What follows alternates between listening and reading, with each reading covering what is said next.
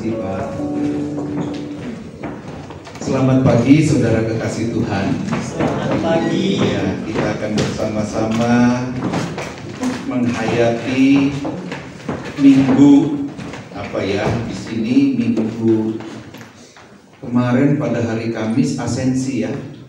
Asensi itu kenaikan Yesus ke surga. Sekarang kita akan merayakan satu minggu di mana kita sedang merayakan turunnya Roh Kudus. Kalau di dalam kebiasaan, di dalam liturgi biasanya 10 hari ini kita melakukan sebuah doa yang disebut dengan doa 10 hari atau 9 hari, di mana pada hari ke-10 nanti, yaitu minggu depan, kita akan mendapatkan pencurahan Roh Kudus. Kalau orang Katolik mengatakan doa novena, tapi sebetulnya itu bukan hanya milik orang Katolik ya, tapi itu milik semua orang Kristen. Novena artinya 9 hari, itu di mana kita benar-benar berdoa untuk mempersiapkan diri mendapatkan pencurahan Roh Kudus pada minggu depan. Nah, ini adalah perjalanan minggu gereja. Ya, jadi saudara kekasih Tuhan, dalam situasi-situasi inilah keheningan dan juga kemampuan kita untuk merasakan hadirnya Tuhan itu diharapkan, sehingga pada saat pencurahan Roh Kudus benar-benar kita diubahkan dan juga kemudian kita menjadi manusia baru. Nah, dalam terang inilah kita akan mencoba menghayati satu bagian dari firman Tuhan yang saya akan ambil dari Yohanes pasal 17. Kita akan baca bersama-sama ayat 9 sampai dengan 19. Sebetulnya ini adalah bagian mulai dari ayat 1, tapi saya akan memenggalnya mulai ayat 9 sampai dengan 19. Saya akan mengajak kita membaca bersama. Ayat yang gasal, laki-laki yang membaca, ayat yang genap, perempuan yang membacanya. Jadi ayat 9 kita laki-laki yang membaca. Kita akan mulai sekarang pada hitungan yang ketiga. 1, 2, 3. Aku berdoa untuk mereka, bukan untuk dunia aku berdoa, tetapi untuk mereka yang telah Engkau berikan kepadaku, sebab mereka adalah milikmu. Dan segala milikku adalah milikmu, dan milikmu adalah milikku, dan aku telah dipermuliakan di dalam mereka.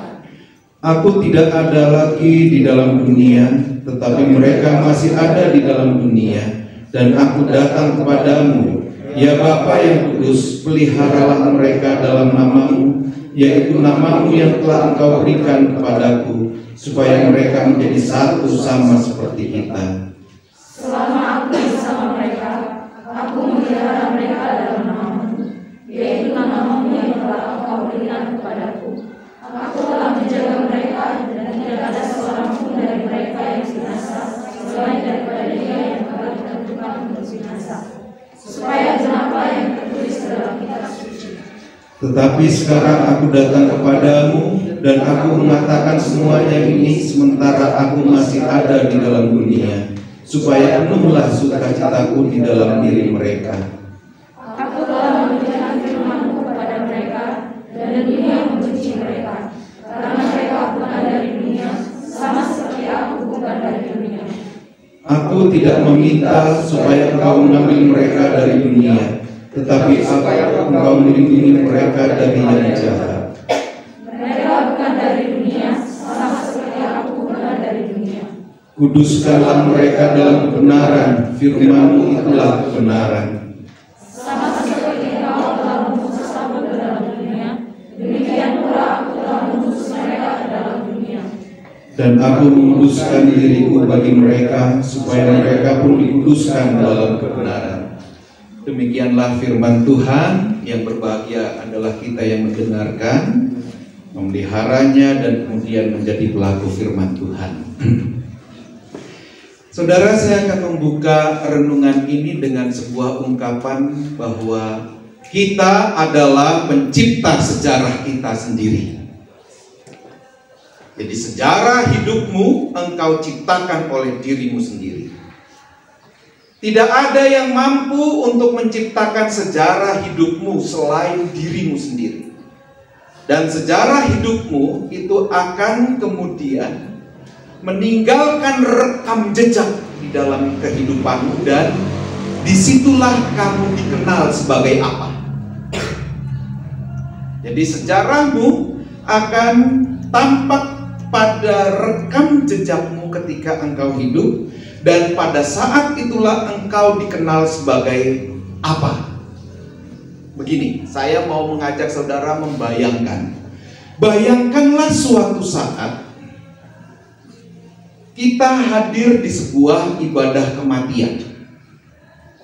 Terus kemudian kita berdiri di antara orang-orang yang mengelilingi peti jenazah.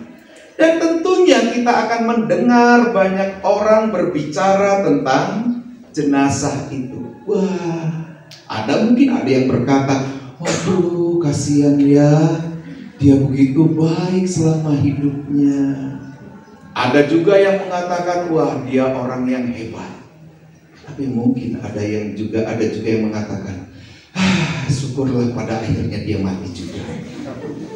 Ya kan? Terus kemudian kita penasaran, kita lihat siapa orang di dalam peti itu. Ternyata kita.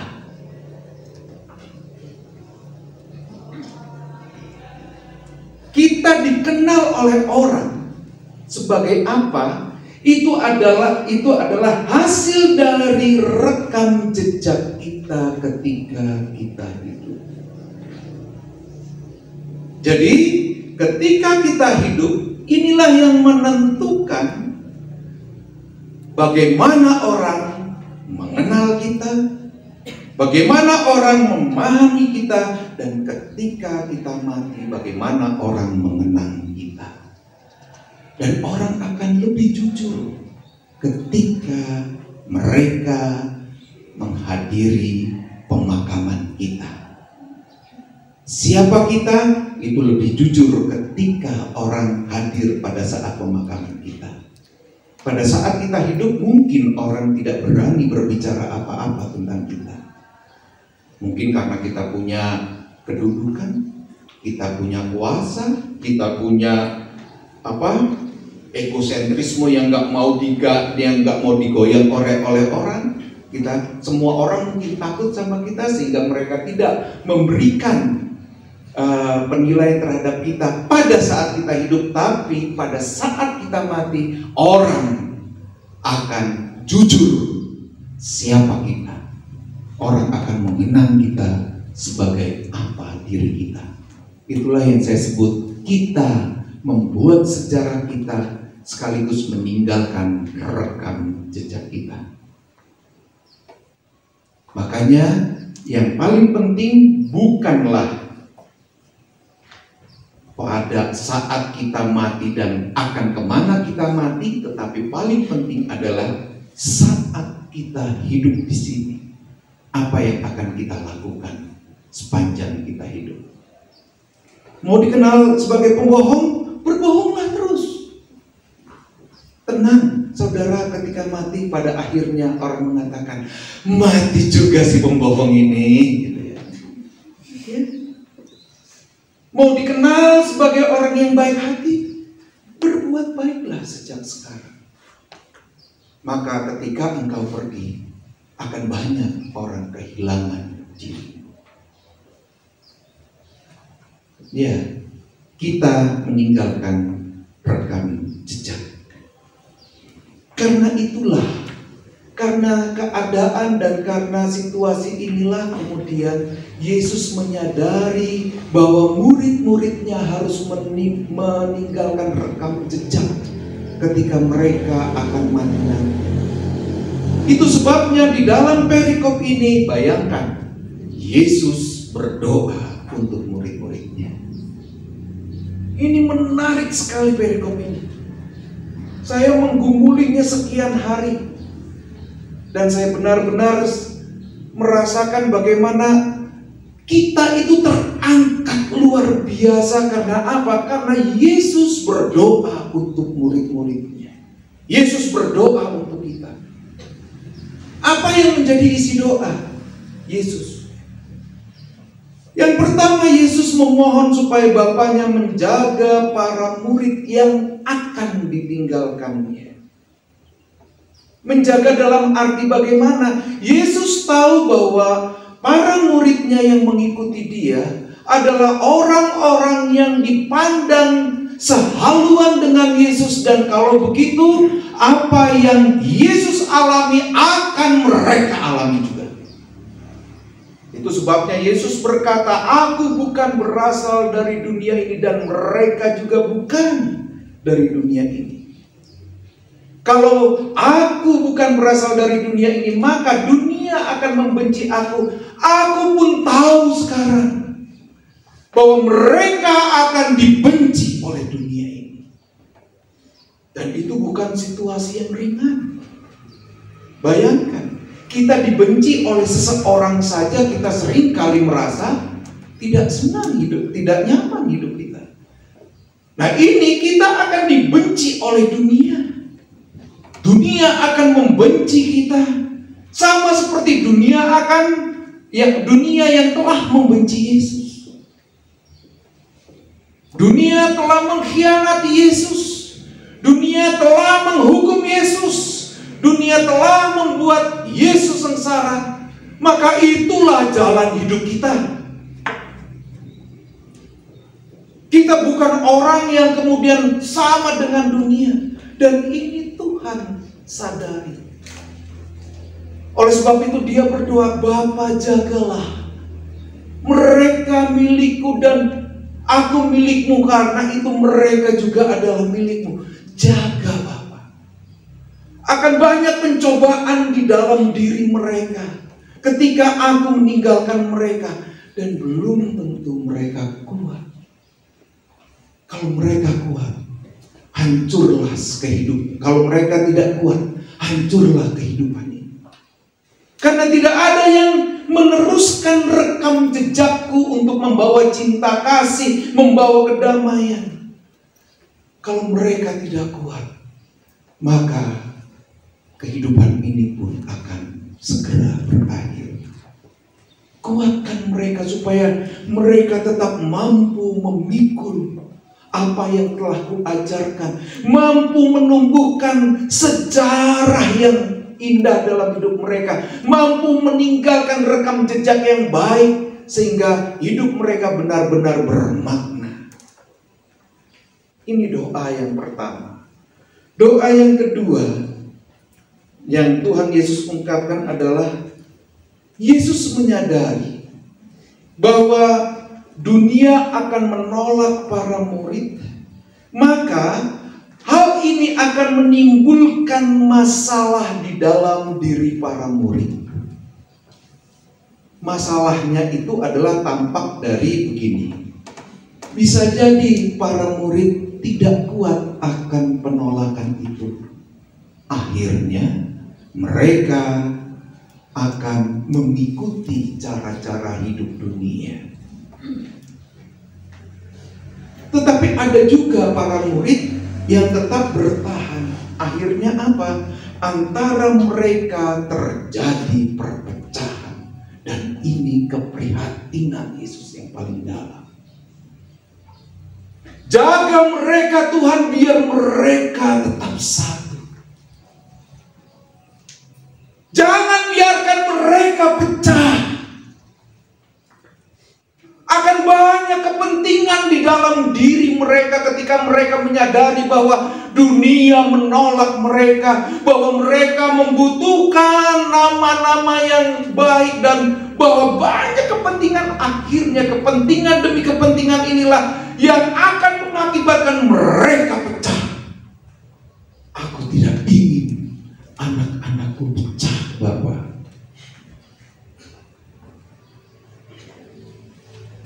Ketika perpecahan itu terjadi di dalam diri persekutuan para murid, maka akan sia-sialah Yesus Kristus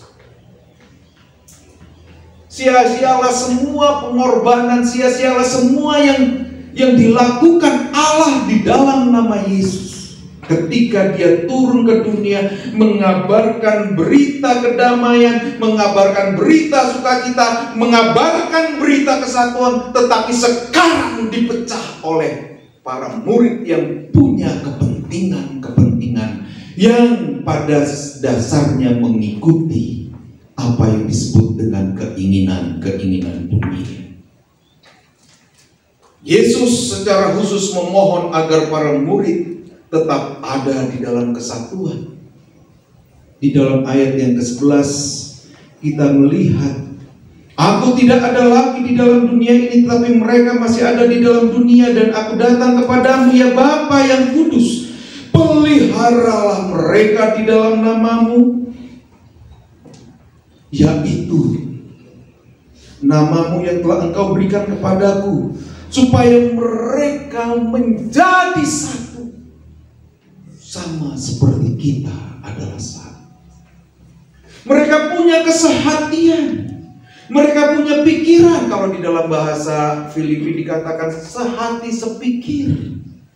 Mereka punya rasa cinta yang sama untuk merangkul satu sama lain. Tidak ada kebencian, tidak ada persaingan, tidak ada keinginan untuk menjatuhkan. Satukan mereka, Bapak. Biarkan mereka sehati sepikir. Mereka yang diikat di dalam keluarga, biarkan mereka sehati sepikir supaya mereka membangun keluarga.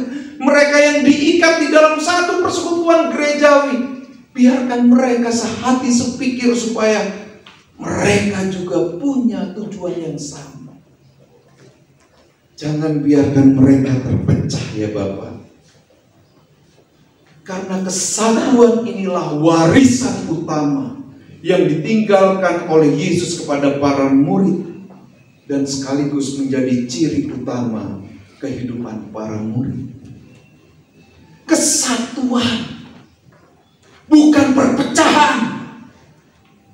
Kesatuan hati dan pikiran, bukan saling menyingkirkan, bukan saling membenci. Kesatuan hanya bisa kita jaga di dalam cinta kasih, dan cinta kasih itulah ajaran utama dari Yesus Kristus. Dan dalam ayat-ayat seterusnya Yesus mengatakan, dalam kesatuan hidup, maka mereka tetap menjaga kekudusan hidup mereka. Jadi kekudusan hidup hanya bisa kita jaga dan bisa kita tumbuh kembangkan dalam kesatuan. Jangan belajar membenci. Jangan belajar membenci. Ketika kita belajar membenci, kita sedang membuang kekudusan Tuhan.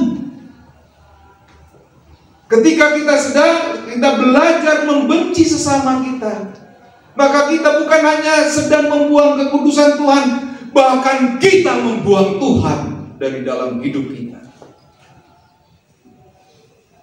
Tidak ada Tuhan di dalam setiap hati yang membenci. Tidak ada Tuhan di dalam setiap hati yang ingin bersaing satu sama lain. Tidak ada Tuhan di sini.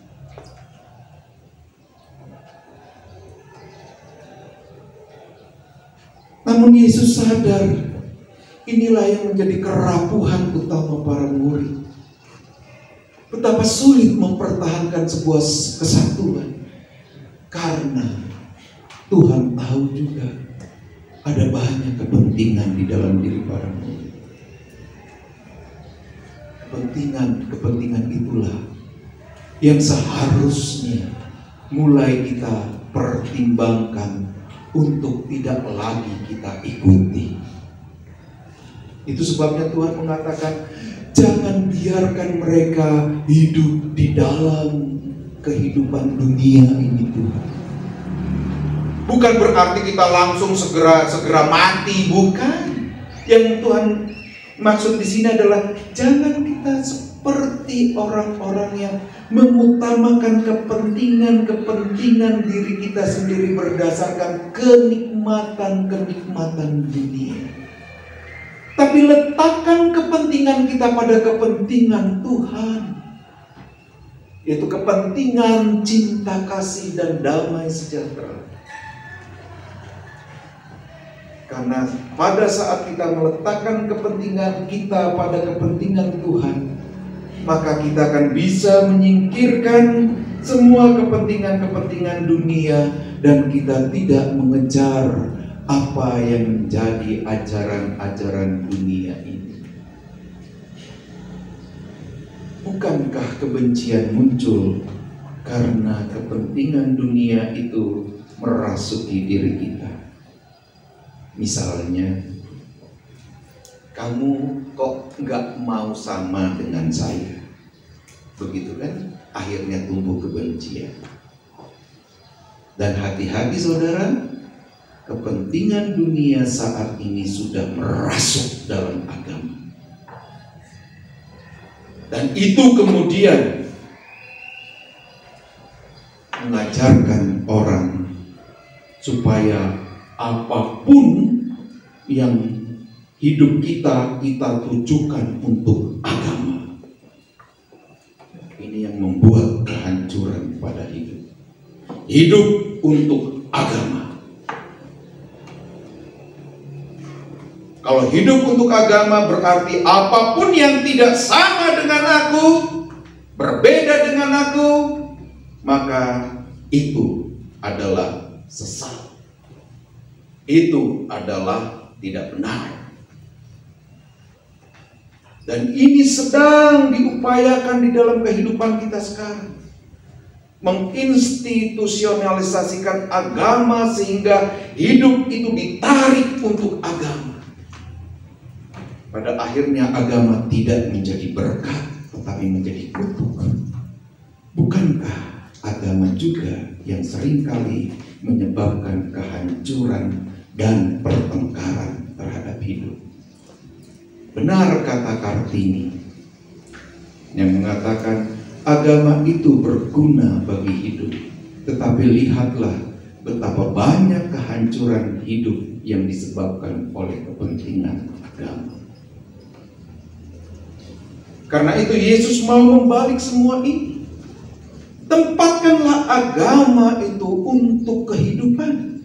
Bukan hidup untuk agama, tapi agama untuk hidup. Di mana agama, di mana kepercayaan, di mana iman kita kepada Yesus mengajarkan kita untuk terus hidup di dalam welas asih dan kasih sayang. Sehingga keberadaan kita benar-benar membangkitkan kesukacitaan bagi kehidupan yang kita jalani. Kita menjadi berkat bagi semua makhluk. Kita menjadi berkat bukan hanya untuk sesama dan seagama dengan kita, tapi untuk semua manusia. Tapi bukan hanya itu, tapi bahkan untuk alam pun kita menjadi berkat. Itulah agama untuk hidup. Karena agama mengajarkan kita welas asih. Agama mengajarkan sifat-sifat keugaharian, kesederhanaan. Agama mengajarkan dan iman kita di dalam Yesus Kristus mengajarkan bagaimana perjalanan hidup kita adalah perjalanan yang menebar damai sejahtera, sehingga setiap jalan yang kita tinggalkan di belakang akan tumbuh setiap bunga yang harum dan semerbak. Bukankah itu yang diharapkan oleh Tuhan? Tapi sayang sekali, Yesus sudah memprediksi hal ini yang seringkali luput dari pemahaman para murid. Para murid sibuk dengan kepentingannya sendiri. Dan inilah yang menjadi keprihatinan Yesus. Seharusnya para murid belajar dari jejak langkah kehidupan yang telah Tuhan Yesus tinggalkan, yaitu hidup di dalam kasih sayang yang berdampak pada kesatuan. Tidakkah saudara melihat perjalanan Yesus mulai lahir sampai dengan ke Golgota adalah perjalanan untuk mempersatukan setiap orang. Tidak pernah lo Yesus, sekali lagi tidak pernah lo Yesus memecah belah kehidupan. Bahkan ketika dia berjalan memikul salib, dia dicambuk, tidak pernah Yesus mengatakan, Tuhan hancurkan mereka. Tidak. Saya membayangkan dia hanya menoleh sebentar kesakitan, tapi dia terus berjalan. Dia diam. Dia tidak mau mengeluarkan kata-kata yang mampu mengagitasi dan memprovokasi orang di sekitarnya. Tidak. Dia tetap berjalan. Kalau ini untuk sebuah kesatuan, aku akan jalani. Kalau ini nyawaku harus mati untuk sebuah pertumbuhan cinta kasih yang mempersatukan manusia, aku rela. Dan itu yang dilakukan oleh Yesus. Mari belajar dari pribadi yang begitu aku ini. Jejak langkah Yesus yang terus menumbuh kembangkan kesatuan, supaya manusia bisa saling memperhatikan dan juga mempedulikan satu sama lain. Ketika Yesus melihat orang yang dihakimi, Yesus tidak ikut menghakimi. Kepada perempuan yang berzina, Yesus berkata, aku tidak menghukum engkau. Jangan berbuat dosa lagi. Kepada Petrus yang mengkhianatinya, Yesus tetap mengampuni. Semua dia lakukan supaya apa? Supaya muncul kesatuan antara sesama. Jadi kesatuan hanya bisa terjadi ketika ada cinta kasih, ada kepedulian, ada perhatian, dan ada pengampunan. Tidak bisa kesatuan kita munculkan tanpa sebuah pengampunan. Yesus tidak pernah mengajarkan hidup dalam perpecahan. Yesus tidak pernah mengajarkan kebencian. Yesus tidak pernah menolak orang. Yesus tidak pernah mengajarkan tentang bagaimana menolak orang. Tapi Yesus mengajar, inilah hidupmu. Bahkan di kayu salib dia rentangkan tangannya, seolah-olah berkata, ini aku, datang kepadaku, aku akan siap memelukmu.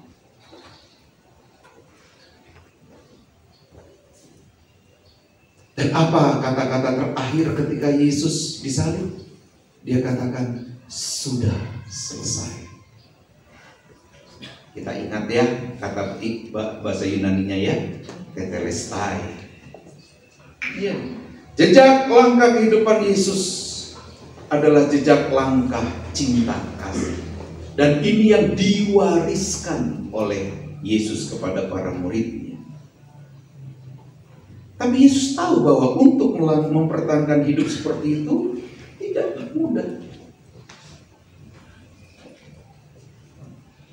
Ada paradoks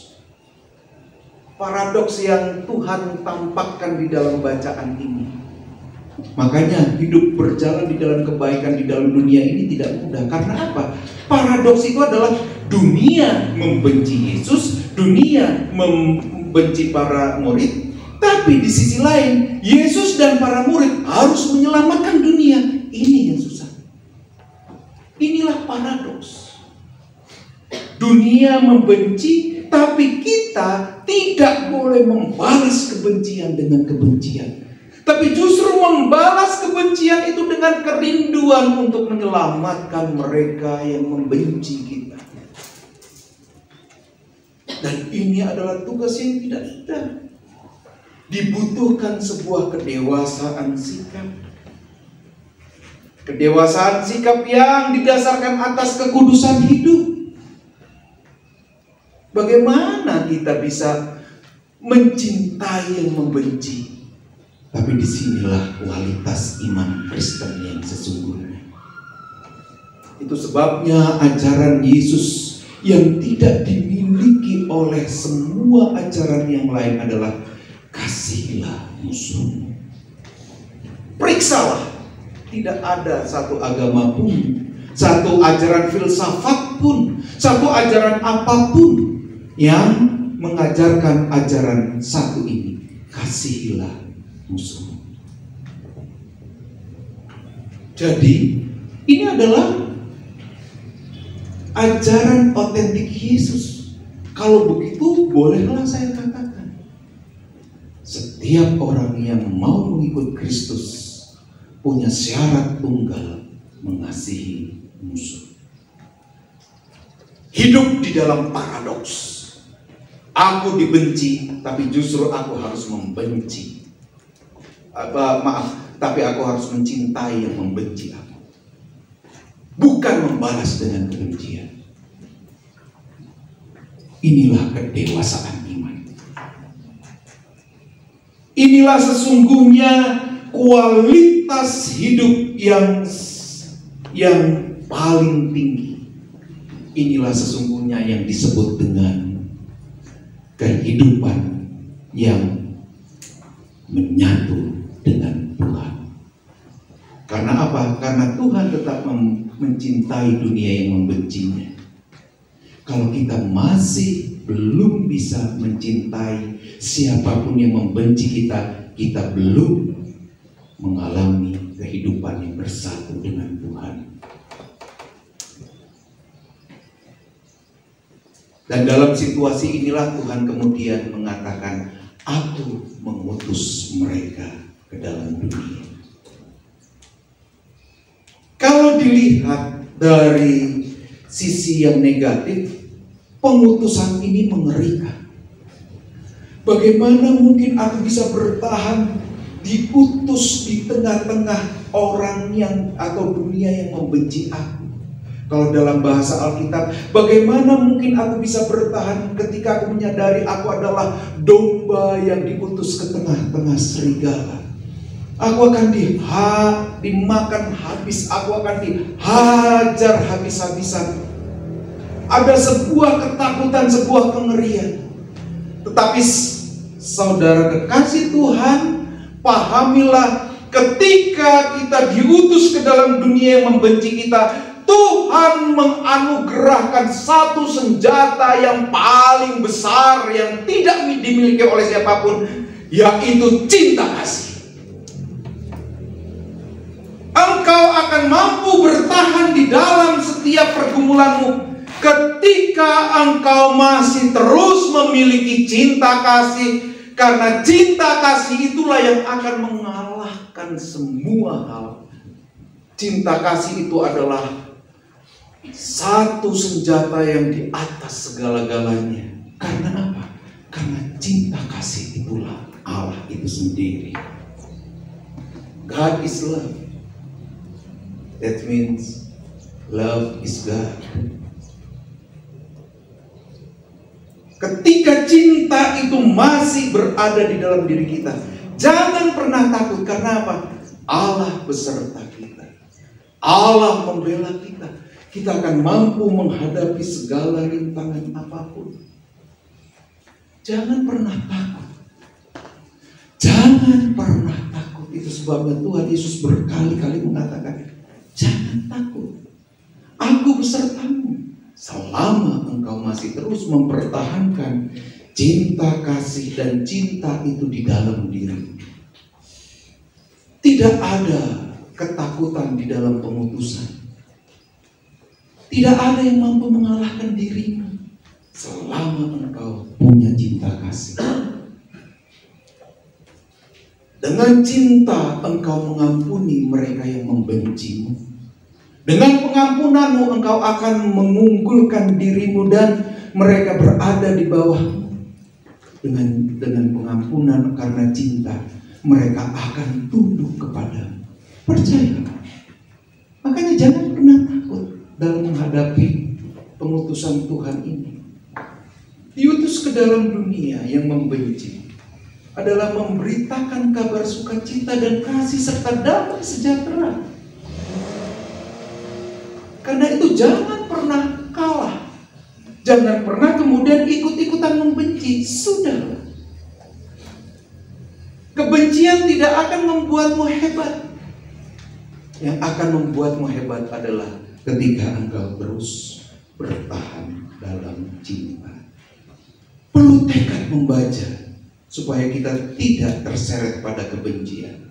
Dan tekad itu hanya bisa muncul ketika kita tetap hidup di dalam kasih sayang, hidup di dalam Tuhan, dan kita akan bersama-sama menumbuhkan kesatuan hidup dan kekudusan.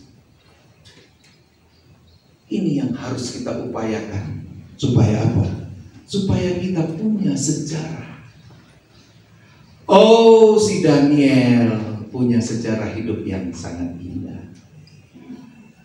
Orang akan mengenal dan mengenangnya sebagai orang yang penuh dengan kasih sayang. Dan sebutkanlah nama saudara masing-masing. Oh, Pipit, orang yang sangat peduli dan seterusnya. Sejarah kita ciptakan untuk diri kita. Kita yang menciptakan sejarah. Dan sejarah itu akan meninggalkan jejak langkah kehidupan. Jejak langkah kehidupan apa yang akan kita tinggalkan kelak? Kita yang menentukan. Tapi kalau saya mengajak saudara-saudara, kita tinggalkan jejak langkah cinta. Kita tinggalkan jejak langkah kasih sayang. Dimanapun kita menjejakkan kaki, disitulah tempat kita menabur cinta. Di sini kita menjejakkan kaki, di sini kita menabur cinta. Sehingga ketika kita keluar dari ruangan ini, ketika kita lulus dari tempat ini, semua orang-orang yang di sini mengenang kita sebagai orang yang penuh dengan cinta. Ketika kita menjejakkan kaki kita di tempat yang baru, di situ kita juga menabur cinta kasih. Sehingga orang-orang yang ada di sekitar kita pun merasakan cinta kasih yang kita bangun. Terus kita tebar dan kita semai bersama dengan orang-orang di sekitar kita. Maka kita akan merasakan, kita akan dikenal dan dikenang sebagai orang yang meninggalkan jejak langkah kasih sayang. Dan di situ jugalah kita dikenang sebagai penebar kebenaran Kristus. Dan Tuhan berjaya di tempat di mana kita ditempatkan. Kiranya firman Tuhan pagi ini menguatkan kita untuk berjalan dan hidup di dalam kasih sayang yang sesungguhnya. Amin.